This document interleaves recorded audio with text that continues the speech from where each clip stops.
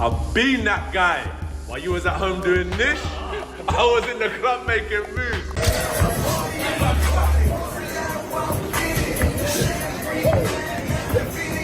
Jake Paul, if this is not going to be, curated into a little dance around exhibition, could find himself in a way of getting seriously hurt here, like Francis Ngannou did. Francis Ngannou was an MMA fighter that got blasted out by Anthony Joshua. The latest training footage from Jake Paul's camp has sent shockwaves through social media, and now Anthony Joshua has broken his silence. Joshua's reaction is telling it's not mockery, but a measured acknowledgement of the work being done. This is a champion who sees a sharper, more powerful version of the challenger emerging. Yet his calm response underscores a deeper belief. No amount of viral clips can replicate the pressure and punishment of a real heavyweight fight night.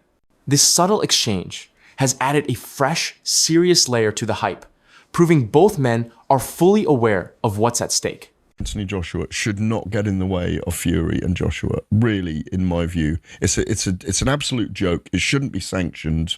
I really don't believe it should be sanctioned. I have a sneaking suspicion that it would be a very big fight.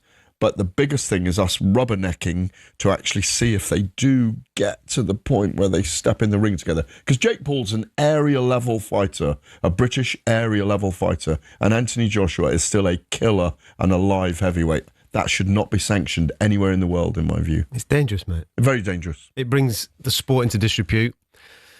The people that are talking about organising that, they should have a real hard look at themselves. But even Eddie Hearn's kind of teasing he doesn't like it, but you can see the glimpse of dollars. There's no price. There is no price. There shouldn't be. There's absolutely no price on the planet in order to... Anthony Joshua now. How do you think that's going to go? Man, Anthony Joshua, I don't know why I think Anthony Joshua would knock him out. No disrespect to Jake Paul, I think Anthony Joshua would knock him out. I'm saying like within like 2-3 rounds. Yeah. You saw what Anthony Joshua did to Francis Ngannou? Yeah. Come on. I've never seen Francis get knocked out. Yeah, that was huge too. Yeah, I mean, they're huge. both huge. Yeah, he's huge. But you got to hear the story. You got to get Francis Ngannou in here and hear this story though. I'd love to. Bro, he was set up though, for real. On that fight? Yeah, I believe him. Cause here's what they do. Like what sometimes what people don't understand. Like in boxing too, I don't know a whole lot about boxing. You know, when you fight for promotion, they promote that fighter. So he's fighting in Saudi Arabia. So they was probably fighting at 3 a.m. and they had him in the locker room since like 12. This growing tension highlights the massive divide within boxing itself. From one perspective, this fight is viewed as a dangerous farce. Purists and veterans argue the gap in experience is not just large, it's irresponsible.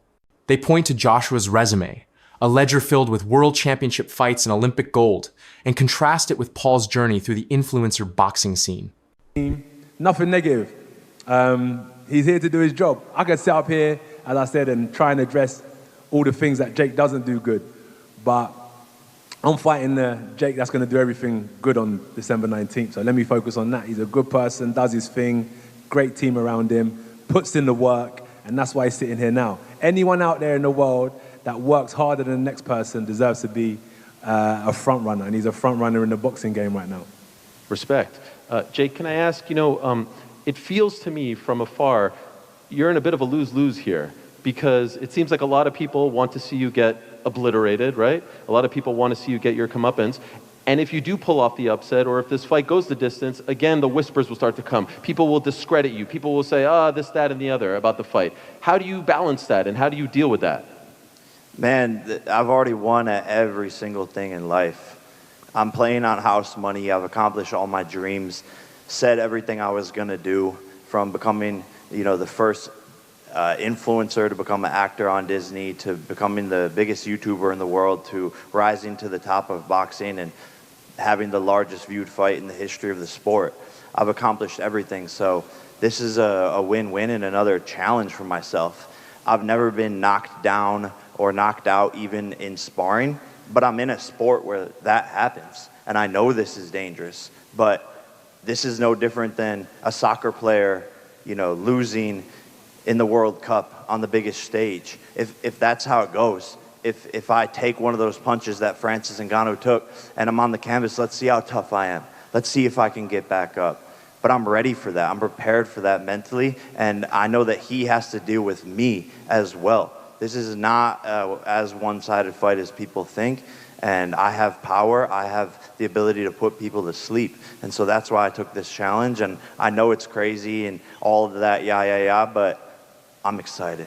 I'm genuinely excited. My team's excited, and everyone believes in me, and that's all that matters. How much do you expect to weigh on fight night? Man, I was cutting down for Gervonta, so it's been a little tough getting back up in some strength for this, but anywhere 215 to 225, we'll see.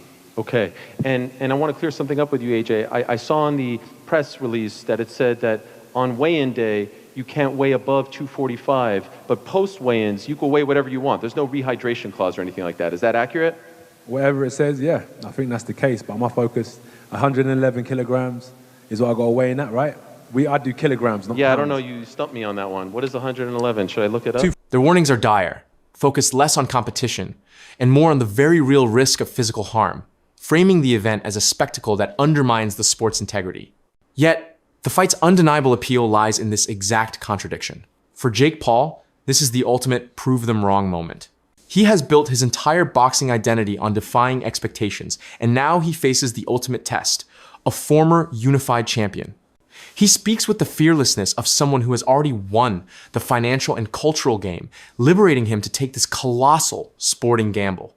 Fight a real boxer. They said, fight someone your size. They said, fight a world champion. We looked at a long list of supposed fighters for me to fight. The world. Make no mistake, this is the biggest fight of my career. I'm walking into the lion's den. I'm doing something that no one else has ever done before. I, Jake Joseph Paul, will knock out, defeat, and embarrass Anthony Joshua Friday, December 19th, live on Netflix. My voice cracked, I'm still going through puberty. The biggest fight of 2025, USA versus UK. He's got the belts, the size, the history, but I have the balls. Be careful what you wish for. Jake versus Joshua, Judgment Day. He has a 90% knockout ratio, but I have a 100% chance. Having said all of that, this might be a step too far. Now, when I say it, I'm also, I try to be responsible. I've been in this game 50 years, so I know where not to step, where you could twist an ankle, or worse, you could break a leg or fall down. When I say that with the understanding, too, that Joshua's coming off being knocked out.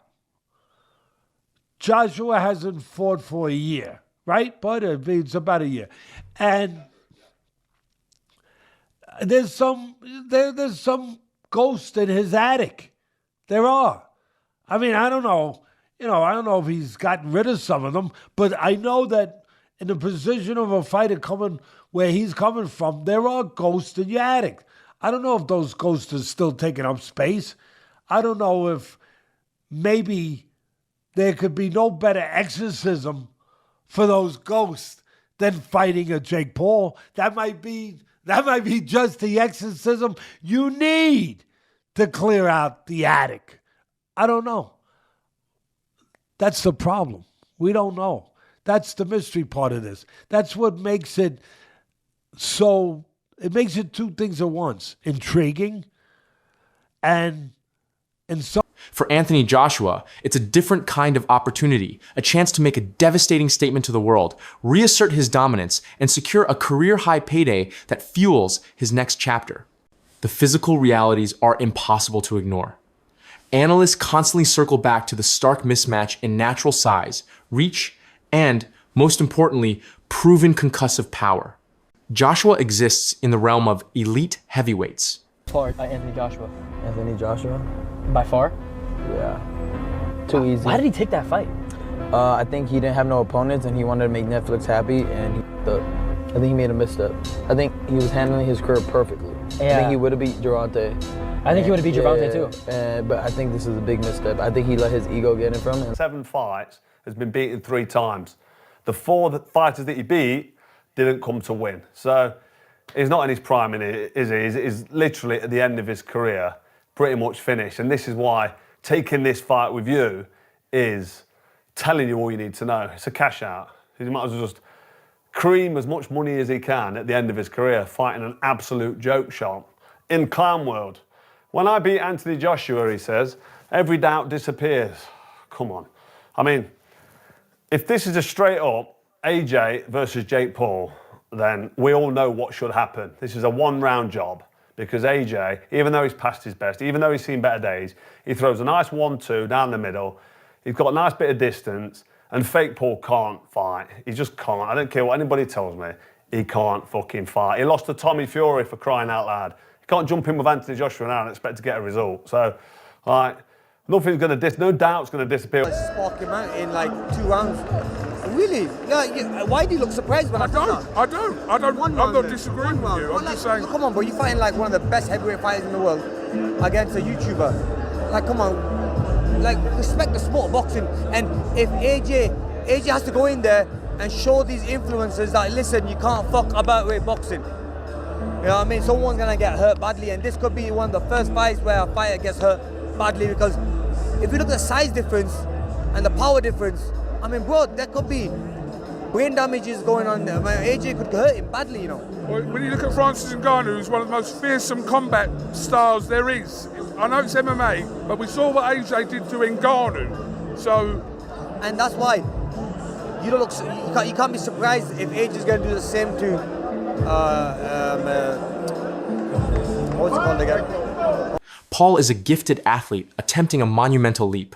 Even those who entertain the possibility of an upset, like seasoned analyst Teddy Atlas, can only point to intangible factors like the ghosts of Joshua's recent knockout loss as a potential pathway. It's a narrative of psychological vulnerability versus physical superiority. We are now at the precipice of a truly defining moment. This is more than a fight. It's a cultural referendum on the sport's future. In one corner stands the established order, a champion forged through traditional pedigree and championship pressure. Is it all just, does he actually believe that he can beat Anthony Joshua? Is it all for clout? Is it all just to keep his... I don't know. I mean, fucking... It's a little bit disrespectful as well. Like, Anthony Joshua hasn't fucking been a heavyweight world champion, beating all these absolute killers just to get called out by Jake Paul. But look, if Jake Paul believes in himself, then, you know, you can't really fault that. Like, obviously, but sometimes it comes across as a bit delusion as well. Because I know for a fact that I'd fight Jake, I'd beat him up easy. Fight, £100 million potentially. Are you confident it'll happen? I wasn't confident when I first heard about it. It sounds like one of those fairy tale fights that people talk about but don't actually get over the line. I heard this 3-4 months ago. I just dismissed it. I heard it a week ago. I went along with it, but deep down I thought this isn't going to happen. And today it's been made official. Jake Paul is going to get in a ring in a boxing match, boxing gloves, to mix it with one of the most dangerous heavyweights on the planet, someone who is Olympic gold medalist, won the heavyweight championship twice, although he lost his last fight against a very good Daniel Dubois. He's a top 10 heavyweight on the planet versus internet sensation, someone who's a latecomer to boxing and has boxed at a very moderate level. I'm talking domestic level. And he lost to Tommy Fury, for instance. And Tommy Fury, who he lost to, versus Anthony Joshua, they're two completely different sports. So I commend Jake Paul for putting himself in harm's way, because boxing is a dangerous game. People have died in the ring. People have been seriously injured, maimed. And he believes in himself enough to do it on a massive scale, because it's not about the money. He's got enough money. This is him wanting to push the boundaries of reality. He's manifested an amazing life for himself. He's a superstar. And I think he wants to try and do the unthinkable. He wants to, it's an insane challenge he's put himself up for, but you've got to give him credit. You say an insane challenge. You've described it before as Jake Paul being a cat versus Anthony Joshua's lion. Yeah. I mean, they're not equally matched on any sense, are they? There's not one element of their boxing skill set that Jake Paul can come 15, 20% in regards to Anthony Joshua. He's a completely different specimen. Look, you'll see what it looks like when they stand next to each other. And Anthony Joshua, he's not a bodybuilder. You know, he's a prime athlete. He's someone who's dedicated his life to this. He lives it. He doesn't drink, doesn't smoke. He's a real clean athlete who is going to inflict some horrendous damage to Jake Paul. And I hope we've got a referee in there who's quite compassionate, because if Jake Paul is left, up against the ropes with Anthony Joshua. Jay versus Jake Paul. Not gonna lie, did not ever see this happening, like ever, ever, ever. So were you just as surprised when he agreed to do it as the world was?